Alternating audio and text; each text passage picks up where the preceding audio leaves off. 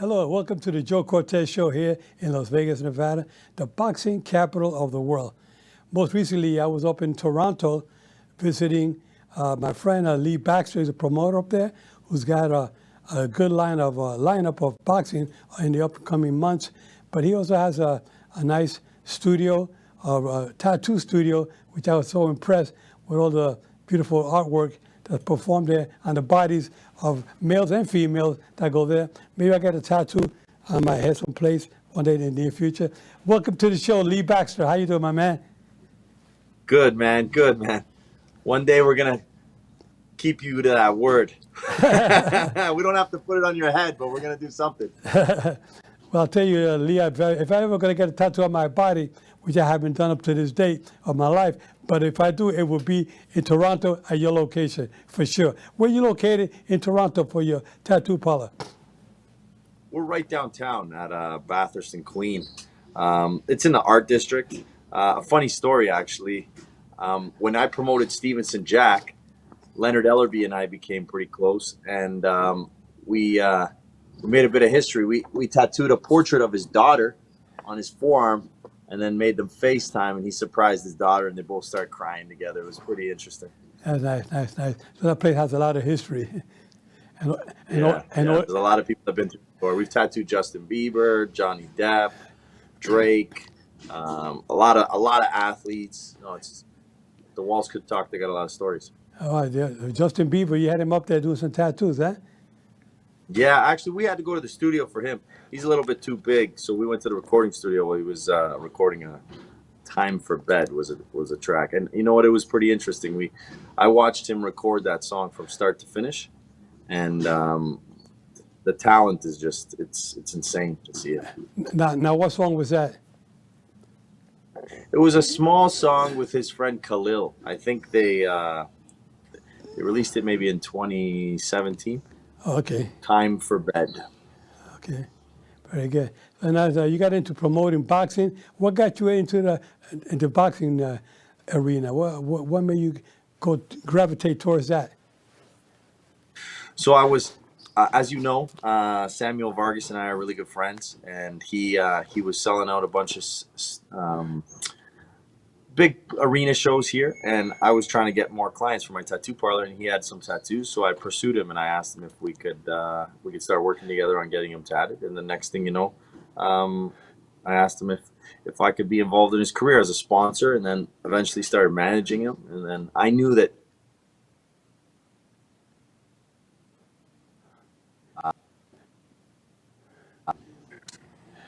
Okay, that's good. Great.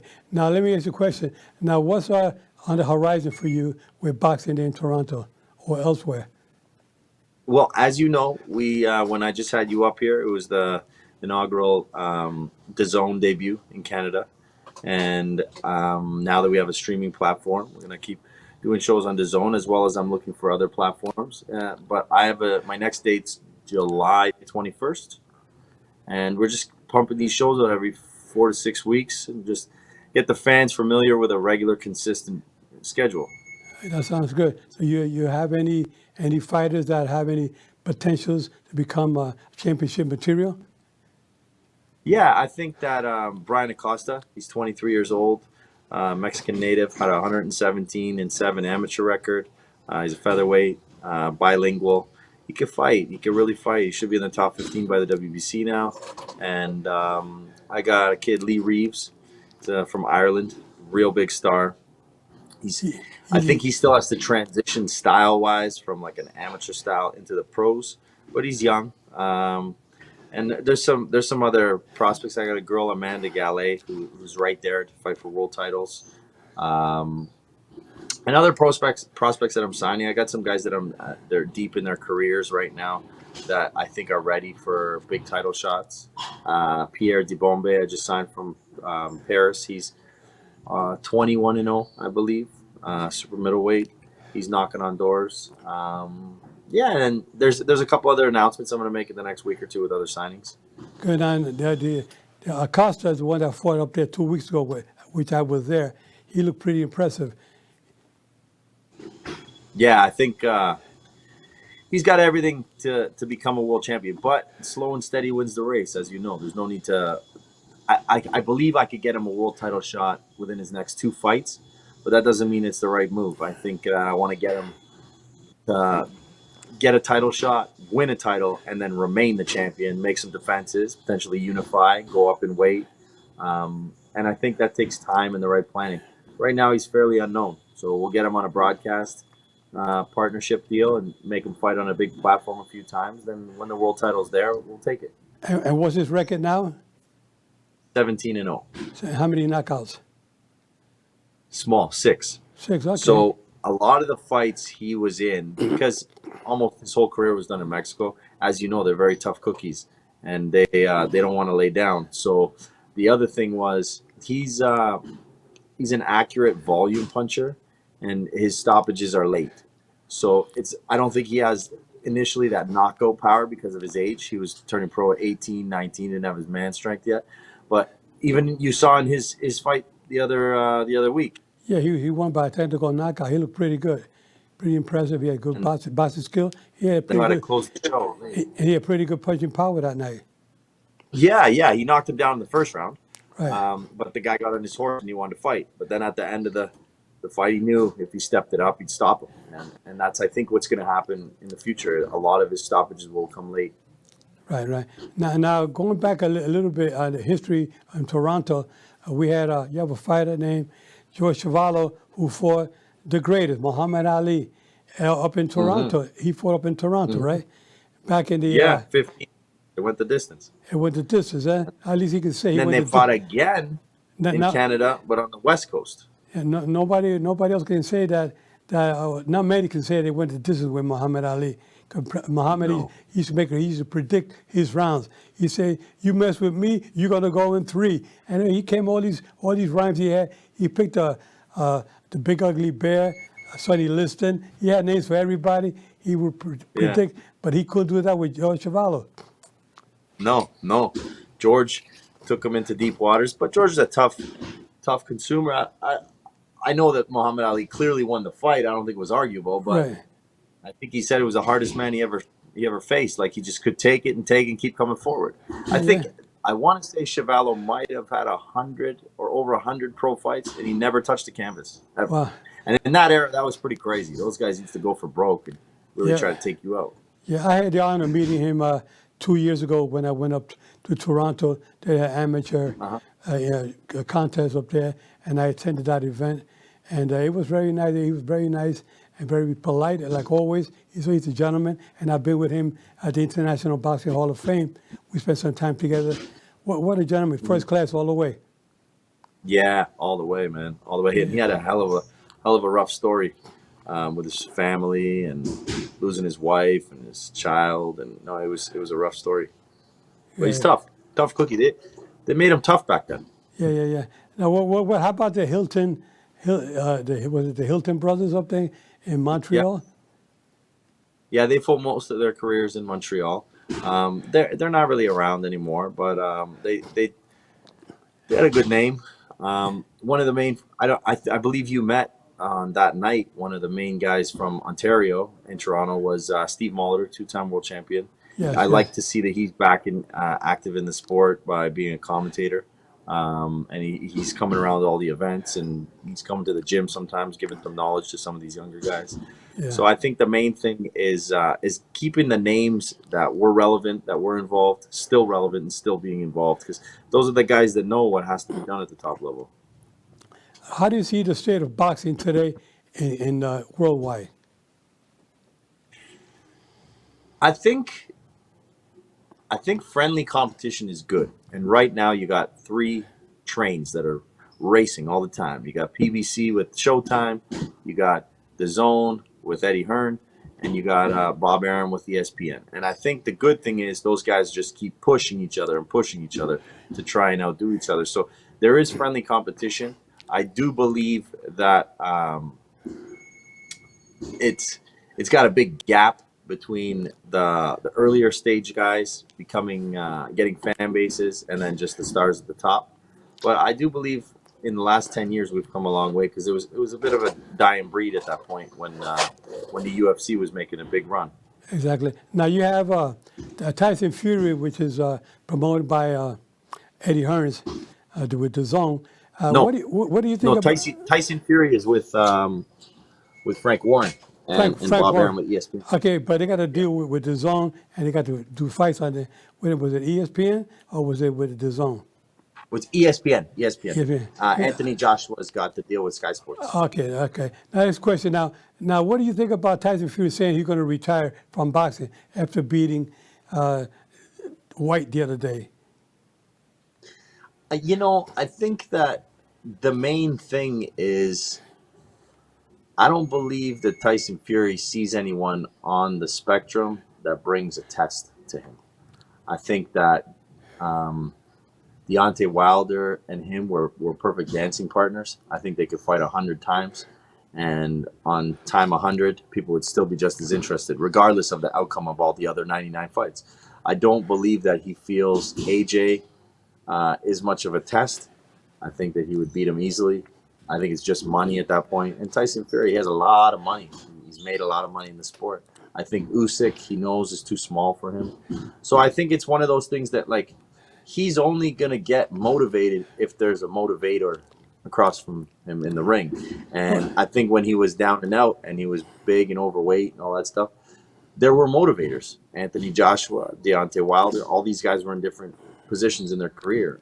Unless some heavyweight comes out of nowhere that's really making a storm, I don't really think there's anything that motivates him to continue to do it. Yeah, but he fought this guy. I mean, he beat White the other day. He knocked him out. He was pretty good, but I mean, still, I mean, when you say you're a unified champion, you have all the belts. Do you think that Usyk has most of those belts? Do you think he would take a shot? That'd be something to motivate him to take a shot and get the unification belts. You'd think it'd be what I'd want to do, but I don't know. I don't know if that's what motivates him anymore. Because like when he got all the belts from Klitschko, excluding the WBC, he had a lot of problems and a lot of legal issues. And I know that the IBF tried to pull something over him, and he ended up throwing it in the garbage can or something. Like I think a lot of times in this sport, everything tastes a little better when you haven't had it before. And I think when he's kind of had that position and got that high where he beat the man, like he went to Germany and beat the man, and he thought that life would be different after the next morning, and it wasn't. And then he kind of fell in a dark place. I think it's hard to say, hey, I want to try and do that again when it's not really motivating him. But I could be wrong. Like money changes things, right? There's a lot of money on the table. Yeah, money talks. Yeah, right. And BS walks. Yeah, right. But I'll tell you one thing, though, that, I was very impressed with the way. What do you think? What's your take on it? Well, I can tell you one thing. I'm very impressed with the way he made that comeback. I mean, he was down and out. He was a drug addict. He was an alcoholic. He was like a loser in life. But then he got into boxing, and he turned his whole life around and turned out to be one of the great ones. I mean, he'll go down in history as one of the great ones because he beat fighters that were no palookas. You know what I mean? And I think that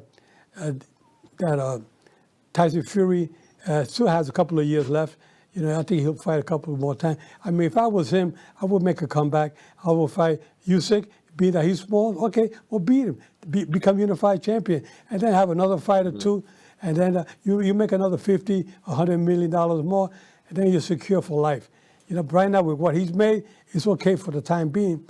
But these fighters, they start spending money foolishly, and I know he likes to donate a lot of money. He likes to help out. He has a good heart. But I mean, he's got a second chance in life, and he felt like, well, he accomplished so much, but I think he can still accomplish a lot more. Yeah. I agree with that. I do agree with that. He's definitely not on his tail end, body wise and accomplishment wise, and what his physical ability is. So I think that definitely there is a lot more in the tank if he wanted it to. I just don't know if mentally he is there.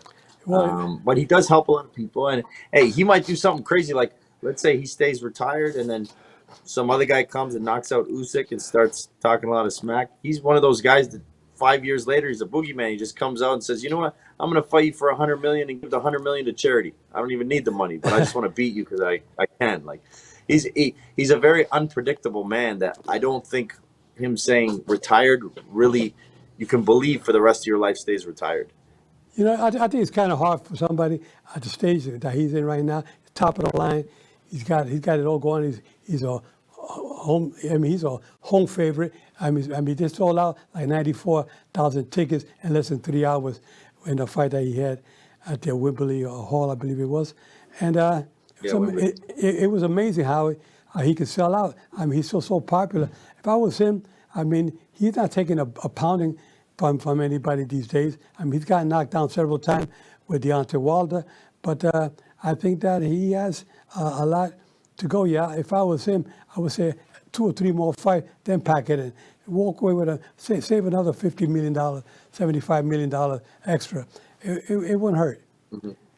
I mean, yeah, no. I mean, Tyson definitely wouldn't hurt. I mean, Tyson made $400 million, and he went through his money kind of quick.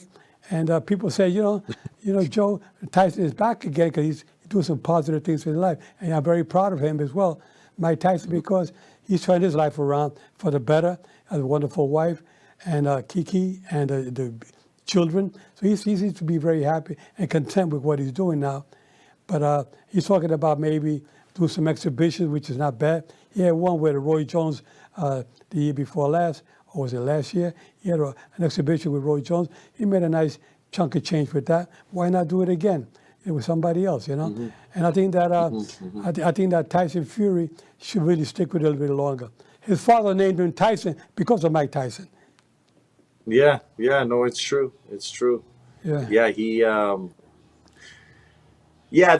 think the problem is, no matter what the offer is, or who the handlers are, or who the managers, promoters, matchmakers, no matter what they put in front of him, he's such a strong personality that if he doesn't want it, he's not going to do it. And there's no convincing Tyson. Tyson is the guy that if he wakes up that morning and wants to fight, the whole world's going to know about it. If he wants to retire, the whole world's going to know about it. So, well, I'll tell you, it's hard. But sometimes it's not even rhyme or reason. I don't even think some of his decisions are logical. But well, you know, he had a lot of mental issues, coming up to the tough times that he had when he was on drugs and alcohol, and he was overweight. He was like over 400 pounds.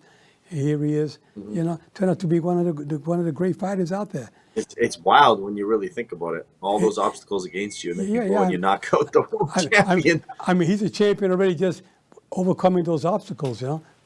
Yeah.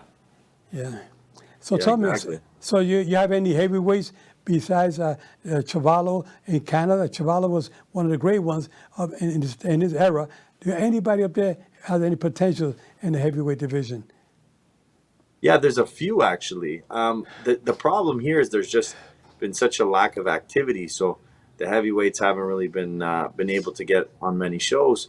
But I actually got one that's visiting in town right now. A guy, Adam Braidwood. He's 14-2 with 13 knockouts. Big puncher. Used to be a professional football player.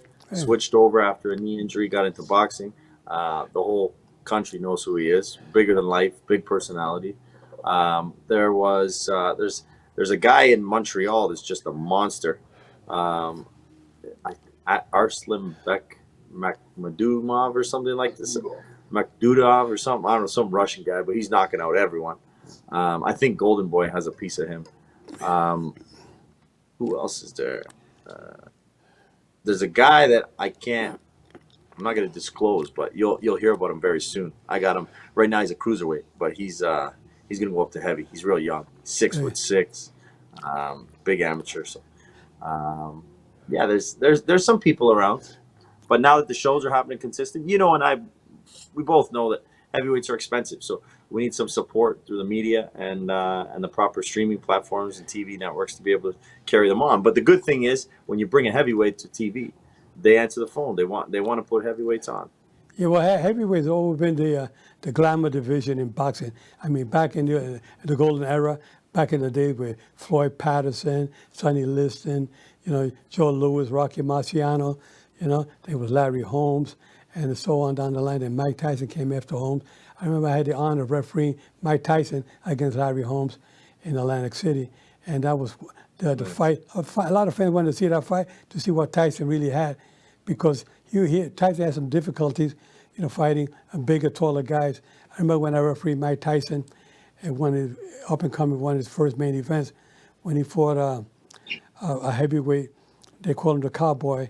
Forgot his name offhand, but he gave Tyson that was the first time that Tyson went. James Quick Tillis. Tyson went the distance the first time in his whole career. It was James Quick Tillis, who was tall, had a good boxing skill from the outside. I mean, Tyson put him down in the middle rounds, couldn't put him away, but they went the distance, and that's when people started saying, well, Tyson may start having some difficulty with taller boxers. People always say, Joe, Muhammad Ali and Tyson were to fight, today. I mean, when they went both in their era, okay, who would win? You got to stop and think, well, Tyson always had difficulties. Like when he fought Buster Douglas, when he fought taller guys, he had always difficulties. And but then eventually, Mike Tyson at the end, even his last fight that I referee against Kevin McBride, that was in Washington, D.C. I can't believe it's already been 15 years, 16 years since that fight. That was Mike Tyson's last fight, of which I referee. And we had to stop it on the advice of his corner. At the end of the sixth round, I know Mike Tyson, I had taken 2 points because he intentionally headbutted his opponent. Mike was so frustrated, and not because of what was happening in the fight, but just that he was so tired. I think he was more tired, more fatigued than hurt. So then at the end of the sixth round, when Kevin McBride pushed Mike Tyson a little bit on top of his back, Tyson went down, the bell sounded. Then Mike Tyson, I was standing there watching him to get up, or see if he's going to get up. It was not a push. I mean, it was not a knockdown. It was more of a push. So then I waited. The bell had already sounded. I'm waiting for Mike to get up. I'm looking at him. Then he got up, and I walked with him to the corner. And his trainer, Jeff Fennick, told me, Joe, he said, Joe, I said, stop it. And I stopped it at the end of the sixth round because we don't want Mike Tyson to take any unnecessary punishment. But I think that, that Mike Tyson had his good days, made a lot of money, and he's back. Like I say, he's back again. We're very proud of him, of his accomplishments. And now we're looking at the young heavyweights that are coming up. And see, there's a fighter by the name of Anderson that I saw fight here in Vegas about 2 years. He's about 23 years old. He's young, very talented. Yeah, no, he's probably one of the only ones that I'd say is leagues above everyone else in the division. Right. He's big. He's got great boxing ability. He's got punching power. He's got marketability. He's got the right team behind him. He's doing demolition jobs on everyone put in front of him. I think that he could potentially be a big American heavyweight superstar. I don't really think of many others though right now. Like some of the guys in Europe, but not at such a young age. Yeah. Like some of the other guys that, like you got, what's his name, the Juggernaut. What's his name there? He just beat Daniel Dubois. I think he broke his orbital bone or something. Joe Joyce. He's an undefeated, big heavy, but he's also like in his mid to late 30s. Yeah. Whereas he's Anderson's just young, ready. Yeah, Joey Joyce was out here in Vegas, training out here in Vegas for a while. And I don't know if he's back in Europe right now training or if he's back here in the States, but he has great potential as well. Anderson, I mean, how about putting Anderson and Joey Joyce together? That would be a good match. Yeah, hell of a good match. Yeah. Just be one promoter will be real sad at the end of that night. That's right. I mean, they're both marketable. They both have great talent. But Joey Joyce is getting up in age. I believe he was a silver medalist in the Olympics, and he's undefeated as a pro right now. So he has potentials. Now, talking about potentials, the fighter that beat the Noval, who beat Canelo Alvarez the other day, nobody thought that. Bivol, yeah. And Canelo Alvarez, people say, Joe, what happened that night? And I said, he should have stayed in his weight class. He tried to go up too high to 175. When he knocked out Kovalev, he was pretty lucky. He was having a little difficulty up to the point when he knocked out Kovalev. But I can tell you one thing, if he stays out below 168, he'd be okay. We got to stay away from the light heavyweights. Yeah, no. Kovalev wasn't in the top tier of the light heavyweights, and I believe that Kovalev was giving him a tough time. Even the scorecards were saying that before Right. he knocked him out. I think it was, Right. he only had it by a round or two. Right. But Bivol is a real, legit light heavyweight, world champion in his prime, big amateur. But even him, I don't believe is the top light heavyweight. I still believe that Arthur Beterbiev would run amok on all of them. And let's say hypothetically he beat Bivol. Beterbiev is going to fight Joe Smith Jr. I believe he wins that fight. What does Canelo do? Try to unify against that monster? Like, that'd probably be the first time you see Canelo get knocked out, not lose. Right. Right. The guy's got a 100% knockout ratio as a world champion. He's WBC, IBF world champion. I believe he's like the Khabib from the UFC in boxing. Like, the guy's Right. just special, very special, Chechen, strict Muslim. And I just think that there's weight classes for a reason. I think Canelo went a little bit too far. He bit off more than he could chew. Yeah, I think so. I think that's what happened. I think, like I said before, he stays below 168. He'll be okay. He'll still be somebody to reckon with. I mean, he's been a champion now for about the last 10, 11 years. Yeah, and even if you look at the 168s he beat Billy Joe Saunders, who was a 160 that couldn't make the weight anymore. Caleb Plant is a smaller 68 that isn't a big puncher. And then who were the other ones? He beat Billy Joe, beat Caleb. There was Triple G at 160, but there was someone he fought. Oh, Caleb Smith. He was not a big puncher either. I don't think he's elite. I think he was good, but they kind of not handpicked. Like, he took out the champions one at a time, but it was a weaker time in the 168 division for Canelo to take advantage of that point. Right. 175 is a very hot division with a lot of talent, and he's too small. He's too small for that weight. Yeah, and let's go back to your promotions business. You've been a promoter now. For how many years have you been promoting boxing in Canada? This is my 7th year. 7th year, and you've done some shows in the States as well, right? In Detroit. Yeah. Earlier this year, in April 15th, we did a show in Detroit, Michigan, which is a hell of a city. It's really motivating there because it's a fight town. They got a lot of history there with the Crunk Gym and all the champions they had there. We'll definitely be going back there. And now I'm just going to slowly migrate into cities that are bordering or close to Canada.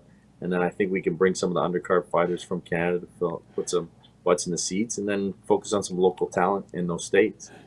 Well, I'll tell you one thing. Canada has a great talent. I remember my first loss that I ever had, maybe back in the amateur days, I represented the United States, and I fought up in Montreal. It was my 31st fight, and that was my first loss. I lost a split decision. 2 judges there, 5 judges in the amateurs back in for that particular fight. And my brother Mike went out there. He won, Mike Cortez. And then Johnny James, a middleweight, he won. And I was last to go out there. And I was the only one undefeated out of the 3 of us. I ended up losing that night. But I'll tell you, Marcel Berfet. And who did you lost to? A Canadian? A French Canadian, Marcel Berfet. If you're watching, I'll say, I want that comeback. I want it now. Let Lee Baxter be the promoter. I can take you for sure. Put it on. Put it on. I want Marcel Berfet, wherever you are. I want that rematch. I'm ready to go right now. Lee Baxter, I wonder if he's even alive. You might have won the rematch because you might still be ticking over and you're ticking strong. So who knows?